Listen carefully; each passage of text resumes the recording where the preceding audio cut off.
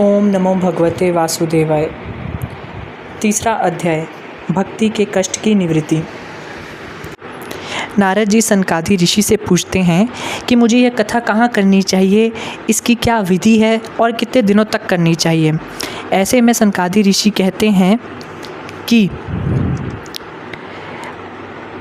आप हरिद्वार के पास आनंद नामक एक घाट पर जाइए।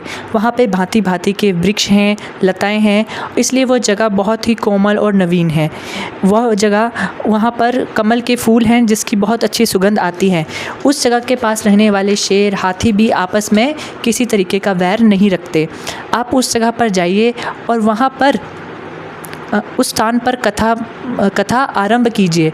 आप उस स्थान पर जब कथा का आरंभ करेंगे, नारद जी कहते हैं अपने पुत्र मनुष्य और वैराग्य के साथ स्वयं वहाँ पर आ जाएगी भक्ति की, जहाँ पर भी श्रीमद् भागवत श्री कृष्ण के परम धाम को वहाँ ये भक्ति कर सकता है। और उसके पुत्र खुद ही चलकर भक्ति में जाने का निवास है। सूत जी कहते हैं कि इस प्रकार नारद जी नहीं के साथ सनकादि ऋषि श्रीमद् भागवत अमृत का पान करने के लिए उस गंगा तट पर चले गए।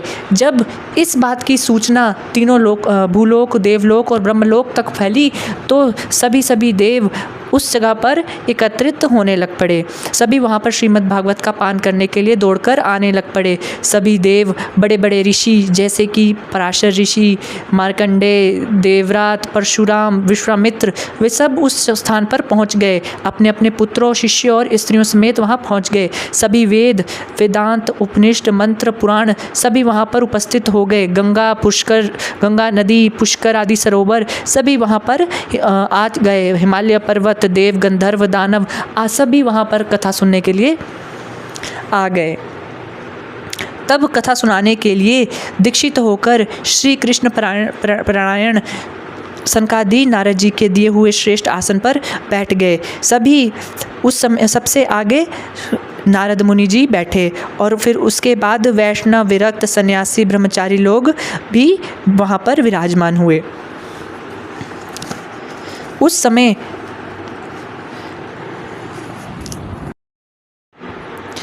वहाँ पर फूलों की वर्षा करने लगे। कुछ देव श्रेष्ठ कल्प वृक्षों के पुष्पों की वर्षा करने लगे। इस प्रकार पूजा समाप्त होने पर जब लोग एकाग्रचित्त हुए तो सनकादि ऋषि ने नारद को श्रीमद् भागवत का महत्व सुनाने लग पड़े। तब सनकादि ऋषि कहते हैं कि जो श्रीमद् भागवत की कथा है, यह श्रावण मात्र में श्री हरि के हृदय में विराजती हैं। वह कहते हैं कि यह भगवान श्री कृष्ण का ही अंश है। इस ग्रंथ में 18,000 श्लोक और 12 स्कंद हैं तथा श्री सुखदेव जी और राजा परीक्षित का संवाद है।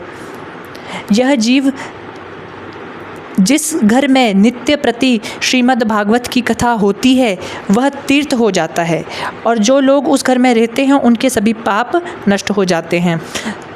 सनकादि जी कहते हैं कि हजारों अश्वमेघ और सैकड़ों वाजपेयी यज्ञ के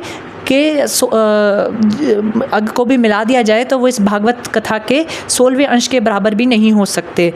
वह कहते हैं कि जो फल की दृष्टि इसके से देखे तो गंगा, गया, काशी, पुष्कर या प्रयाग कोई भी तीर्थ इस कथा के बराबर नहीं है।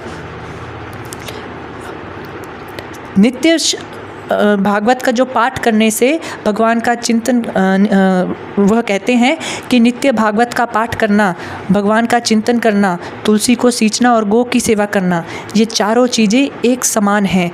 वह कहते हैं कि जो मनुष्य को इसका नित्य प्रति आधा या चौथाई श्लोक अवश्य पढ़ना चाहिए। इससे उसे राजसूय और अश्वमेघ यज्ञों का फल मिलता है। जो पुरुष अंत समय में श्रीमद् भागवत का वाक्य सुन लेता है वह उस पर प्रसन्न होकर भगवान उसे वैकुंठ में स्थान दे देते हैं। इसे सुनने का कोई नियम नहीं है ना, इसे सर्वदा सुनना ही अच्छा होता है। सनकादि जी कहते हैं कि इसे सुनने के लिए कोई भी नियम नहीं है, इसे आप जब चाहे तब सुन सकते हैं। किंतु वह कहते हैं कि शुकदेव जी ने सप्ताह की एक विधि बताई हुई है, क्योंकि कलयुग में हर समय दीक्षित रहना इतना आसान नहीं है, इसलिए उन्होंने सप्ताह श्रवण की विधि बताई हुई है।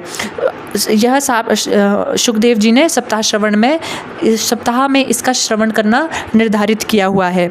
जो फल तप योग समाधि से भी प्राप्त नहीं हो सकता, वह इस सप्ताह श्रवण में ही बड़ी आसानी से मिल जाता है।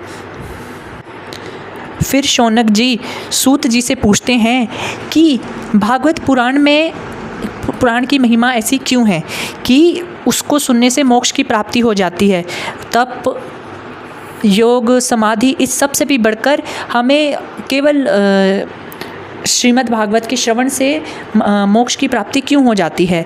तब सूत जी बताते हैं कि जिस समय भगवान श्री कृष्ण अपने पृथ्वी लोक को छोड़कर परम धाम को पधार रहे थे, उस समय उद्धव जी भगवान श्री कृष्ण से कहते हैं कि आपके चले जाने से यह पृथ्वी पर कलयुग के प्रभाव से फिर से अधर्म बढ़ जाएगा, सतपुरुष भी अधर्मी हो जाएंगे। तब वह कहते हैं कि आप इस पृथ्वी को छोड़कर मत जाइए, आपके बिना इस पृथ्वी पर भक्तजन कैसे निर्वाह कर पाएंगे। तब भगवान इस पर विचार करते हुए अपनी सारी शक्ति भागवत में रख देते हैं और अंतर्ध्यान हो जाते हैं। इस भागवत में भगवान श्री कृष्ण की सारी शक्ति विराजमान है, इसलिए इसके सप्ताह श्रवण को भी समाधि यज्ञ योग तप सबसे बढ़कर माना गया है। तब इस प्रकार कथा सुना, जब सनकादि इस प्रकार कथा सुना रहे थे, तब वहाँ पर भक्ति अपने पुत्र ज्ञान और वैराग्य के साथ प्रकट हो जाती है। ज्ञान और वैराग्य पुनः तरुण हो चुके थे और वह श्री कृष्ण गोविंद हरे मुरारी करके भजन करने लग पड़े। तब सनकादि ने कहते हैं कि ये भक्ति अभी अभी कथा के अर्थ से निकली है, यानी अर्थात जहाँ जहाँ कथा श्रीमद् भागवत की कथा का श्रवण किया जाएगा, उच्चारण किया जाएगा, वहाँ वहाँ भक्ति ज्ञान और वैराग्य ये तीनों वहाँ पर स्वयं पहुँच जाएंगे। तब सनकादि जी के ये वचन सुनकर भक्ति उनसे प्रसन्न करती है कि हे सनकादि, आप इस कलयुग में मैं नष्ट प्राय हो चुकी थी, किंतु आपने मुझे फिर से ये कथा अमृत सुनाकर मुझे फिर से सींच दिया, मुझे फिर से हरा भरा कर दिया, मेरे पुत्रों को भी फिर से तरुण कर दिया। वह प्रश्न करती है कि अब आप मुझे बताइए मैं कहाँ जाऊँ। तब सनकादि जी कहते हैं कि तुम इन विष्णु भक्तों के हृदय में निवास करो। वह सनकादि कहते हैं कि जिसके हृदय में भक्ति निवास करती है, भगवान अपना परम धाम छोड़कर स्वयं उसके हृदय में निवास करने आ जाते हैं। उनकी इतनी बात सुनकर भक्ति वहाँ पे बैठे सभी विष्णु भक्तों के हृदय में विराज गई।